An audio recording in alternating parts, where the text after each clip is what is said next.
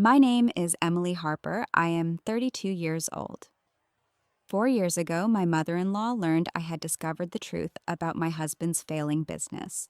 Instead of helping, she told me to stay silent or I would ruin her son's life and lose my son forever. She made it clear I was never good enough. Now I sat in the tense mediation room at the lawyer's office, papers spread out as she leaned forward with that venomous smile and demanded I sign everything over or she would make sure my son never spoke to me again. My stomach twisted, but I knew this was the moment I had waited for. If you are dealing with a mother-in-law who has spent years turning your own family against you, hit that like button and tell me in the comments what line she crossed that finally broke you. I read every single one and it helps more than you know. But I am getting ahead of myself. Let me start from the beginning so you understand how a woman everyone thought had simply given up actually held on to one last secret while my mother-in-law pulled every string she could. My husband and I had been married for 12 years. We met when I was 20 and working as a legal assistant at a small firm in suburban Phoenix, Arizona. He was 25, full of big dreams about starting his own construction company, and I fell for the way he talked about building something real. We got married the next year, and our son came along 2 years after that. I kept working part-time while raising him, saving every spare dollar into my own retirement account, because my grandmother had drilled it into me that a woman should always have something that was hers alone. When our son was 4, my husband asked me to quit the firm and help him full-time with the books, the clients, and everything else that kept the company running. I did it without hesitation. For the next 8 years, I handled the invoices coordinated, the crews dealt with the vendors, and made sure our household ran smoothly, while he took all the credit at industry events. My mother-in-law had never liked me from the day we met. She would smile in front of my husband, but the moment his back was turned, she would find little ways to remind me I was not from their world. She would comment on how my clothes looked cheap or how I spoke too softly at family gatherings. She never missed a chance to say that her son could have done better. My husband would laugh it off and tell me she was just protective, but I felt the sting every single time. 2 years ago, everything changed. I was reconciling the company accounts late one night after our son had gone to bed. A transfer to an account I did not recognize caught my eye, then another, then a pattern. I stayed up until 3 in the morning digging deeper. What I found made my blood run cold. The house we lived in had 3 separate mortgages totaling $1,100,000, while its actual value was only $800,000. The business had lines of credit maxed out at $250,000, back taxes of $75,000, and vendor debts of $130,000. The cars were all leased with balloon payments due soon. In total, the debts came to $1,700,000 against assets worth maybe $1,400,000.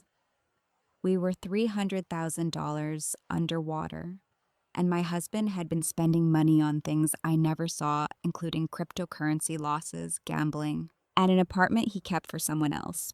My first instinct was to confront him, but then I remembered every time my mother-in-law had warned him that I was holding him back.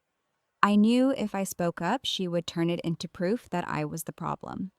So I did not say a word.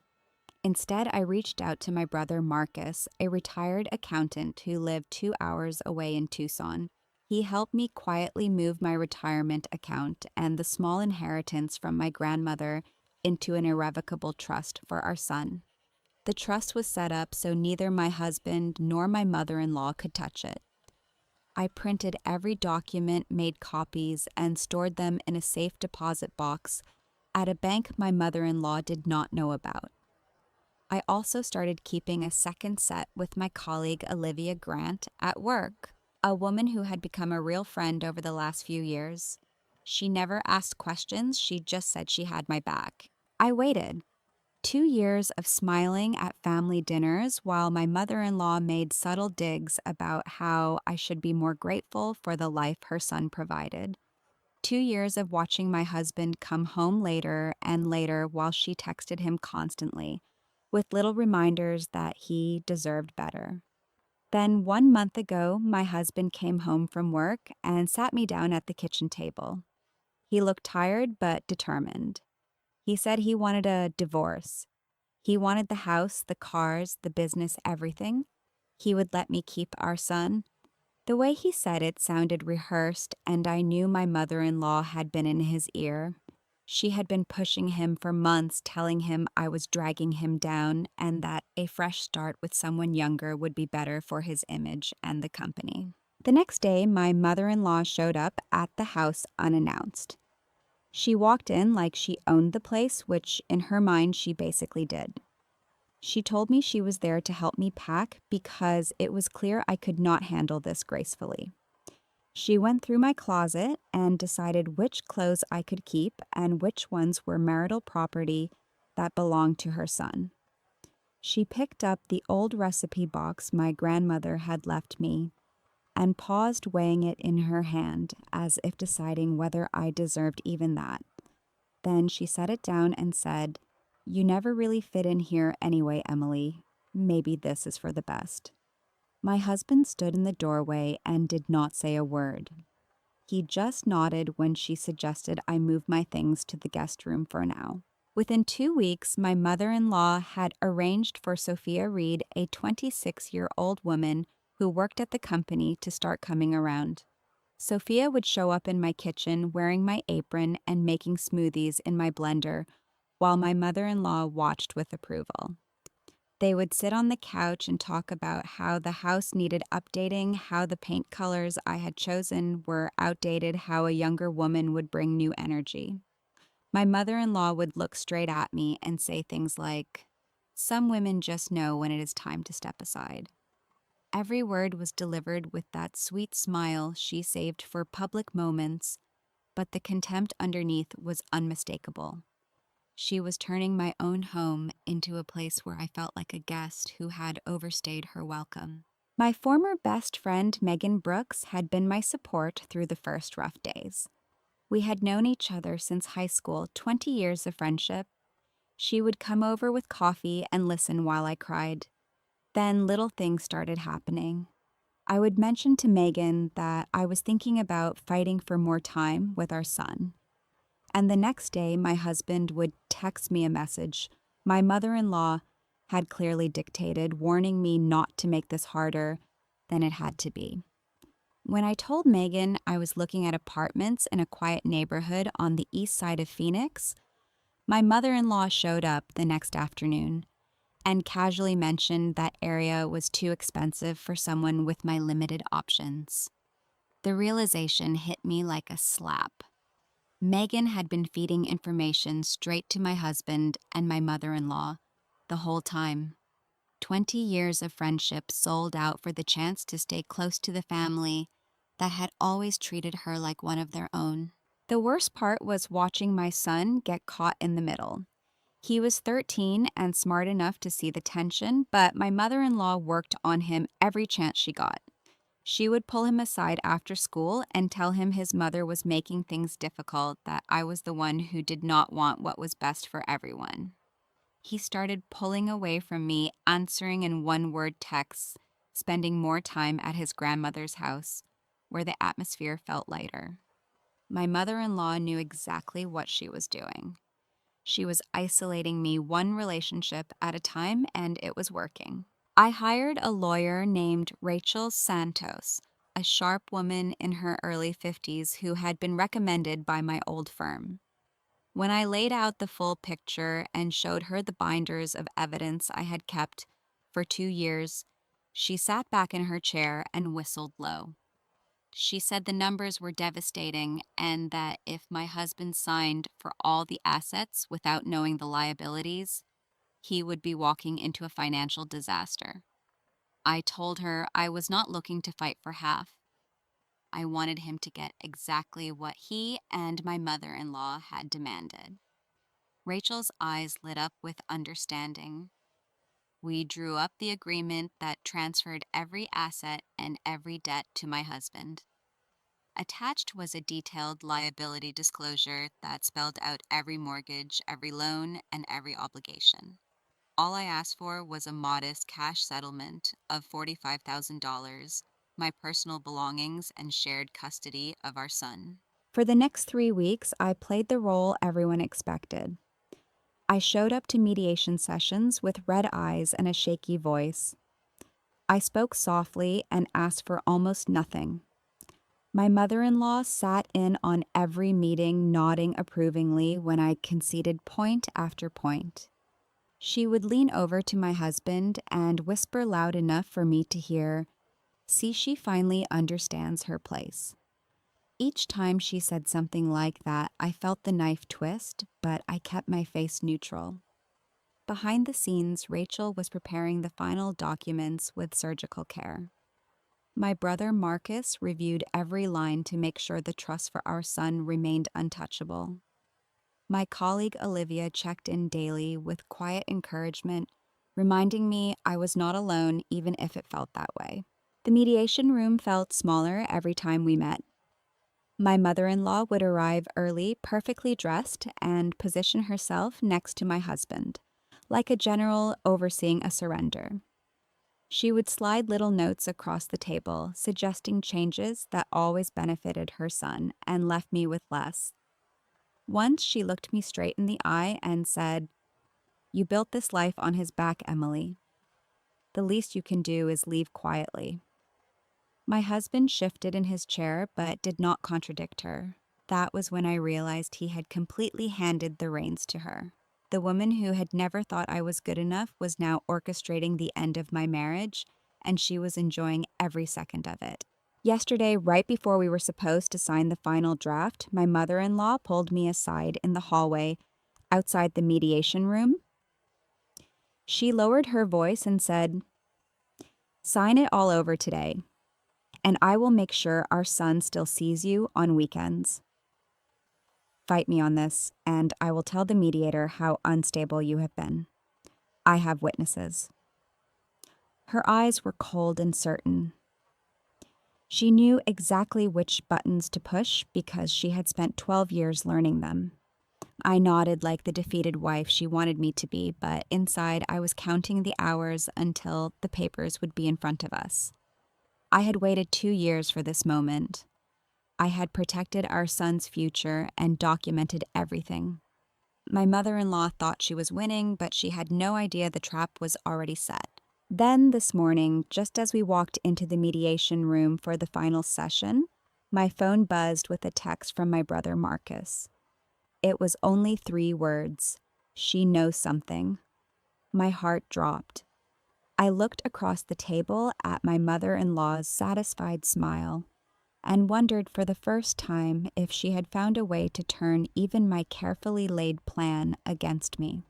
The mediator cleared her throat and asked if we were ready to sign.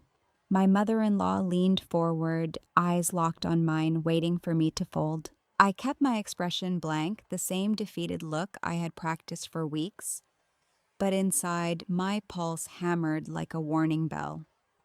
Rachel Santos sat beside me, her pen poised, and I could feel her quiet confidence radiating toward me. Across the table, my husband shifted once, then cleared his throat and said in a flat voice, "Let's just get this done. She knows the score." His words landed like another small betrayal, but my mother-in-law was the one who pounced first. She tapped one perfectly manicured nail on the stack of papers and said, "Sign it cleanly today. And maybe our son won't grow up hearing how his mother tried to destroy everything his father built. You owe us that much after 12 years of riding his coattails." The words sliced straight through me, delivered with that sugary tone she always used when other people were listening. But the contempt underneath was pure venom. She had spent years perfecting that particular jab. The one that reminded me I had never been more than temporary help in her eyes. My husband glanced at her, then at me, and for a second his face tightened into something almost like irritation before he muttered, "Not here," and looked away. It was not the usual silence I had come to expect from him. This time he actually sounded annoyed at her for once, but it changed nothing. She simply smiled wider and slid the first page toward me. "Go on, dear. $45,000 and shared custody is more than generous. Most women in your position walk away with nothing." I picked up the pen, letting my hand tremble just enough to sell the act. Rachel gave me the slightest nod under the table. We had rehearsed this moment. The liability disclosure was buried on page 17, spelled out in black and white, so no one could claim later that they had not seen it. Every mortgage, every maxed line of credit, every overdue tax bill transferred straight to my husband the moment he signed. My mother-in-law had no idea those pages even existed. She thought she was watching me surrender. What she did not know was that I had spent 2 years turning her son's house of cards into the weapon that would finally expose her for the puppet master she had always been. We moved through the first 10 pages in heavy silence. My mother-in-law kept up a running commentary, each remark sharper than the last. "You really should thank him for not dragging this out." "In court," she said, while I initialed a paragraph about the vehicles. "A younger woman like Sophia knows how to support a man without weighing him down." "You never quite figured that out, did you?" The dig landed hard, but I stayed quiet, letting her think she was breaking me. Then my phone vibrated in my bag. I ignored it at first, but it buzzed again, insistent. Under the table, I glanced at the screen. It was a text from my brother Marcus. Olivia just called. "Someone at the bank asked questions about the trust yesterday. Might be nothing, but stay sharp." My stomach dropped. The safe deposit box was supposed to be invisible. If my mother-in-law had somehow sniffed around and connected the dots, the whole plan could unravel before we even reached the final hearing. I forced myself to keep signing. Rachel noticed my hesitation and jumped in smoothly, asking the mediator for a 5-minute break to review one clause. As soon as we stepped into the hallway, my mother-in-law followed, cornering me near the water fountain, while my husband stayed back in the room. She lowered her voice so only I could hear. "Whatever little game you think you are playing, stop it. I know you have been squirreling money away. Our son told me you mentioned some old family account last week. If you try to hide 1 more cent from my son, I will make sure the mediator hears about your emotional instability. I have texts, I have witnesses, and I have 12 years of watching you pretend to be the perfect wife while you secretly plotted against us." Her eyes glittered with triumph. She had always hated me, but this was the first time she had admitted out loud that she saw me as an enemy. The hatred felt almost refreshing after years of fake politeness. For the first time, I let a tiny spark of real anger show in my own eyes, but I quickly looked down so she would not catch it. My husband came out, then saw us standing close and actually raised his voice for once. "Give her some space. This is hard enough without you turning it into a war." It was the most direct he had ever been with her in front of me. And for a split second, I wondered if he was starting to see the control she had over everything. My mother-in-law simply laughed, a light musical sound that carried down the hallway. "Oh, always the peacemaker. That is why you need someone like Sophia. She does not make everything so complicated." She turned back to me. "Sign the rest, or I start making calls the minute we leave this building." We returned to the table. The next 30 minutes crawled by while I initialed page after page. My mother-in-law watched every stroke of my pen like a hawk. When we reached the liability section, she did not even glance at the fine print. She just waved her hand and said, "He built it, he keeps it." Simple as that. My husband signed without reading deeper, the same way he had signed every big decision she had pushed on him for years. I watched his hand move across the paper and felt a strange mix of satisfaction and dread. The trap was closing, but Marcus's text kept echoing in my head. If my mother-in-law had truly found a thread to pull, our son could end up caught in the middle, even worse than before. The mediator finally stacked the documents and said we would finalize everything at the courthouse hearing in 2 days. My mother-in-law stood up first, smoothing her blouse with obvious satisfaction. This is the right choice. Our son will thank you one day for not making his father fight for what is his. She leaned in close as we left the room, her perfume thick and cloying. And if you breathe one word about any so-called debts, I will have my attorney file for full custody by morning. I have the resources. You do not. That was the second mini cliffhanger of the afternoon. She had never threatened custody so openly before. The words hung in the air like smoke, and I could see my husband hesitate for a moment as if he might actually push back, but then he simply put his arm around her shoulder and guided her toward the elevator. I drove home to my tiny rented apartment on the east side of Phoenix, the one with the secondhand couch and the single bedroom our son stayed in every other weekend. The place still smelled like fresh paint from when I had tried to make it feel like a fresh start. Olivia texted me as soon as I walked in. Marcus filled me in. The bank inquiry was from a paralegal connected to your mother-in-law's bridge club. She's fishing, but we are still airtight. Call if you need me to come over. I sank onto the couch and stared at the wall. 2 years of careful planning, and now it felt like my mother-in-law was one step ahead again.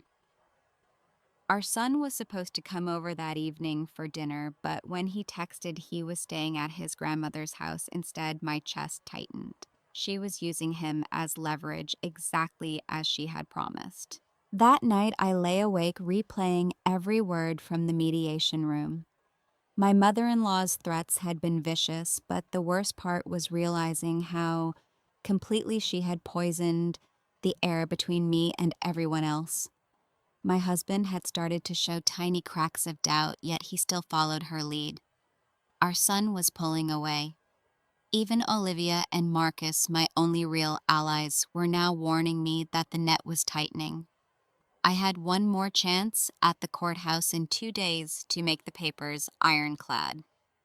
But if my mother-in-law had already started digging into the trust, the final hearing could turn into a public disaster. The next morning brought the third twist I had not seen coming. Rachel called at 7:30, her voice tight. We have a problem. My husband's attorney just emailed asking for an emergency review of the trust documents before the hearing. He says a concerned family member raised questions about hidden assets. I do not have to tell you who that family member is. My mother-in-law had moved faster than I thought possible. She had not just suspected something, she had acted. And now the one thing I had protected for our son, the one thing that was supposed to survive this whole mess, was suddenly under a microscope. I hung up the phone and stared at the calendar. 48 hours until the hearing. 48 hours until everything I had built in secret either held or crumbled completely. I spent the rest of the day pacing the small kitchen, replaying every conversation I had ever had with our son about money. Had I slipped once? Had my mother-in-law been listening closer than I realized? When our son finally called that evening, his voice sounded smaller than usual. Grandma says I should stay with her more after the hearing. She says it is better for me. Mom, is something bad going to happen? His question hit harder than any of my mother-in-law's threats. I wanted to tell him the truth, to explain that I had fought for him in the only way I knew how, but the words stuck in my throat. Instead, I told him I loved him and that I would see him at the hearing. When the call ended, I sat on the edge of his bed in the apartment and felt the weight of the coming defeat settle over me like dust. My mother-in-law had spent 12 years chipping away at me, and now right at the finish line, she might have found the one crack that would let her win everything. The morning of the hearing arrived under a gray Arizona sky. I dressed in the same simple navy outfit I had worn to every mediation, the one that screamed defeated wife. Rachel met me outside the courthouse with a folder of last-minute additions we had prepared overnight. "We can still make the liability section bulletproof," she said, "but if your mother-in-law pushes for an audit on the trust, we may have to concede some ground to keep our son's future intact." Concede? The word tasted bitter. I had come this far by pretending to lose, but now the loss might become real. As we walked inside, I saw my mother-in-law already seated in the gallery, perfectly composed with my husband beside her and Sophia, waiting in the hallway like a prize on display. My mother-in-law caught my eye and gave me the smallest, coldest smile I had ever seen. It was not a smile of victory yet, but it promised one. She had initiated every single blow, and now she looked ready to deliver the final one. We took our seats. The judge entered, and my mother-in-law leaned forward again, ready to speak, if anyone gave her the chance. My husband glanced at me, once his expression unreadable, but he did not say a word. The clerk began distributing the final packet, and I felt the room shrink around me. Whatever happened in the next hour would decide whether my 2 years of silence had been worth it, or whether I had only succeeded in handing my mother-in-law the perfect weapon to finish destroying me. Judge Carla Ruiz, a no-nonsense woman in her late 50s, scanned the documents and called the hearing to order. My mother-in-law did not wait for an invitation. She cleared her throat loudly and addressed the judge directly, her voice dripping with concern that fooled no one who knew her. "Your Honor, before we finalize anything, I feel it is my duty as our grandson's grandmother to raise a serious issue. Emily has been hiding assets in a trust that should be part of the marital estate.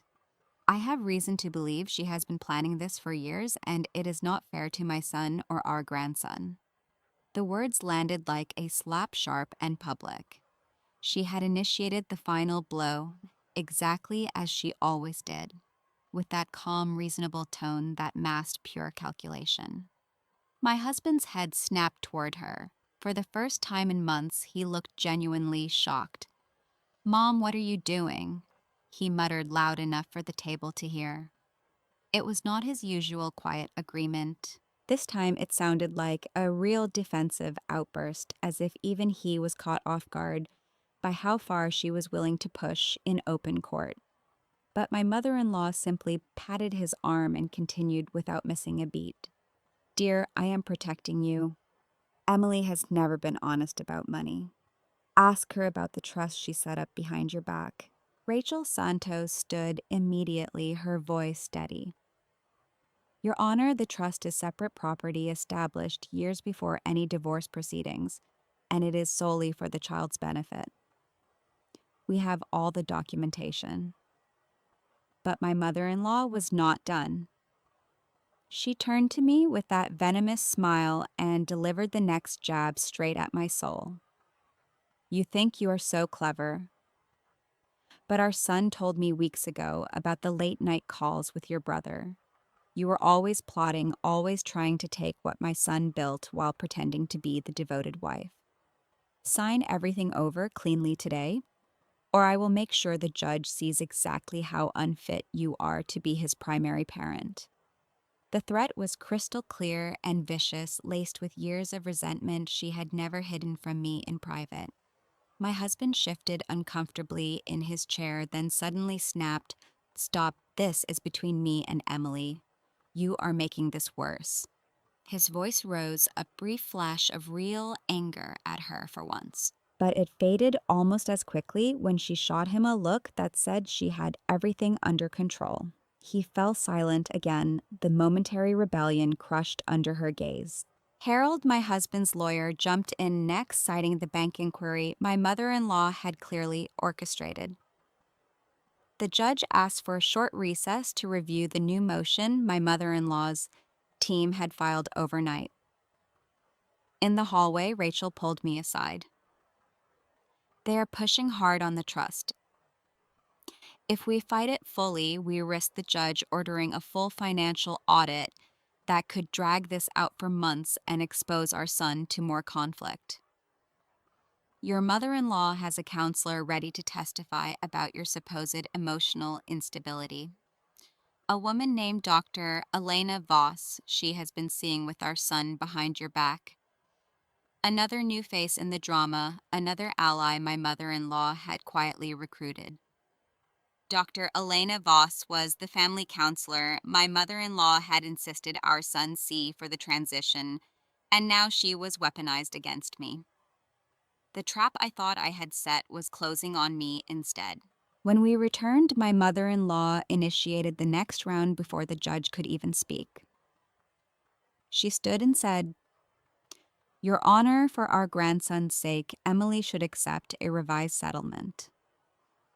$45,000 is fine, but primary custody must go to my son until she proves she can provide stability.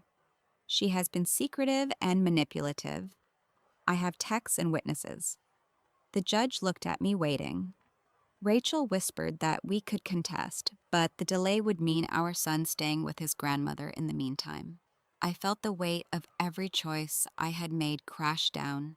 My 2 years of patience, the binders of evidence, the secret trust, all of it was about to be dismantled in front of me because my mother in law had moved faster and meaner than I anticipated.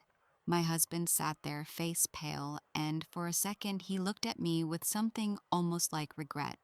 But when my mother in law leaned over and whispered something in his ear, he nodded and stared at the table. His brief outburst had been the only spark of independence I had seen, and it died right there. I made the painful choice in that moment. To protect our son from a prolonged court battle that my mother in law would turn into a public spectacle, I agreed to the revised terms. The liability disclosure still transferred the debts to my husband, so at least that part of my plan held. He would inherit the $1,700,000 in obligations, the underwater house, the failing business, the leased cars with their balloon payments. But I had to give up primary custody for the next 18 months. Our son would live primarily with my husband, and by extension, under my mother in law's roof. I would get every other weekend and 1 week in summer. The judge approved it quickly, noting that both parents had agreed. My mother in law's face lit up with triumph as the gavel came down. She had won the thing that mattered most to her control over the next generation, and she knew it. My husband signed the final pages without another word, his hands shaking slightly when he reached the liability section. He finally read enough to see the numbers, and his face went white. "Mom, what is this?" he whispered. For the second time that day, he showed a flash of real frustration toward her. "You told me everything was fine. You said she was just giving up." My mother in law waved him off with a sharp, "Not now. We will fix it later. Focus on what matters, your son." He did not push back further. The realization hit him that he had signed for a mountain of debt, but my mother in law was already steering him toward the door, already planning how to spin this as my fault somehow. Sophia waited outside, and I watched her expression change when my husband told her the news in a low voice. She did not stick around long after that. I walked out of the courthouse with $45,000 shared custody on paper that felt meaningless, and the knowledge that my mother in law had forced me into a corner I could not escape without hurting our son more. The revenge I had planned so carefully had backfired in the one way I had not guarded against. She kept her perfect image, kept her son under her thumb, and now kept my child closer to her influence than ever. Our son hugged me tightly in the parking lot before my mother in law called him over to her car. I will see you next weekend, he said quietly, but his eyes looked uncertain, already shaped by the stories she had fed him. I drove away alone, the Arizona heat pressing in through the windows, and felt the full weight of the defeat settle into my bones. I had chosen our son's immediate peace over a longer fight, and the cost was higher than I had ever imagined. The weeks that followed were quieter than I expected, but the emotional cost never let up. My husband's business started defaulting on payments within a month, just as I had known it would. Vendors called, banks sent notices, and the house went into pre-foreclosure talks. My mother-in-law tried to blame me publicly, at first telling anyone who would listen that I had hidden the problems, but the documents were ironclad. My husband had signed them willingly. Still, she kept her grip on our son, enrolling him in extra activities near her house and limiting my calls with excuses about stability. I used part of the settlement to start night classes in interior design, the dream I had set aside years ago. But every time our son canceled a weekend because grandma has plans, the ache returned stronger. Olivia and Marcus checked in often, but even they could not fill the empty space where my daily life with our son used to be. One evening, about 6 weeks later, my husband showed up at my apartment unannounced. He looked exhausted, the new watch gone, his clothes wrinkled. "I know she pushed too far," he said, voice low. "I should have seen it sooner. The debts are crushing me, and she is already talking about moving our son to a different school district to keep him away from your influence." It was the closest he had ever come to admitting her control, but it was too late. I told him I had given him exactly what he and his mother had demanded, and I was done playing the game. He left without another word, shoulders slumped. My mother-in-law never apologized. Instead, she sent a single text through our son's phone. "You made your choice. Live with it." The message was pure, her cold, and final. I kept the trust intact for our son's future, untouched and safe. But the victory felt hollow. I had lost the daily role in his life, the one thing I had fought to protect. Every other weekend, I picked him up and tried to make the time count. But my mother-in-law's shadow was always there in the background, shaping his view of me. I started over in a smaller apartment, built a modest client list as an interior design assistant, and learned to live with the quiet loneliness that came from choosing the lesser pain.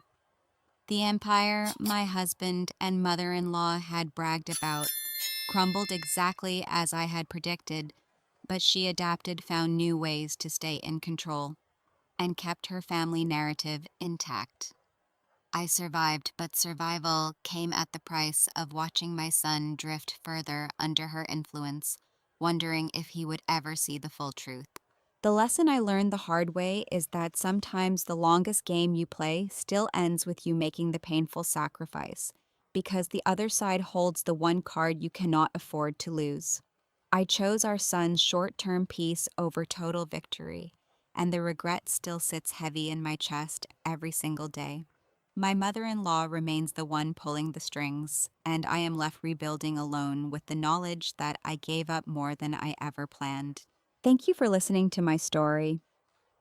If you have ever had to choose between fighting a toxic family member and protecting your child from more pain, tell me in the comments what decision you made and how it changed you. It still keeps me up at night, and hearing your experiences makes me feel less alone.